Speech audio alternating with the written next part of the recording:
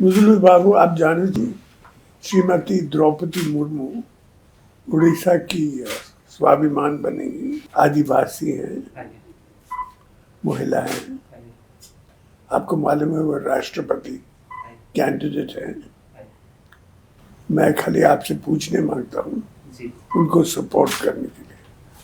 Sir आम द्रौपदी मुर्मू ओडिशा माटीर झील सर, आम गौरव सर, ओडिशार गौरव, देशर गौरव सर। बिल्कुल, आम निश्चय आम सपोर्ट करिया सर।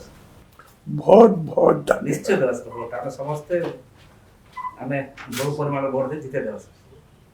मैं सबसे पूछूंगा जी सब पार्टी के लोगों को जी उनको सपोर्ट करने के लिए। जी आम समस्त कहवा समस्त अपील करवा तुम सपोर्ट कले सारा देश में जीति बहु परिमाण भोट जीति आम ओडिशार गौरव, आदिवासी मान गौरव। बिल्कुल जहाँ सर आप आज दल बल निर्विशेष ओडिशार स्वार्थ ओडिशार आम समस्त खुशी अच्छु सर। समस्त मानसिकतार माने खुशी लहरी सर। जहाँ हो दीर्घ स्वाधीनतार पर आज पर्यटन आदिवासी ही ना।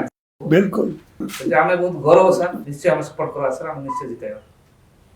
बहुत बहुत धन्यवाद। Thank you sir. Thank you.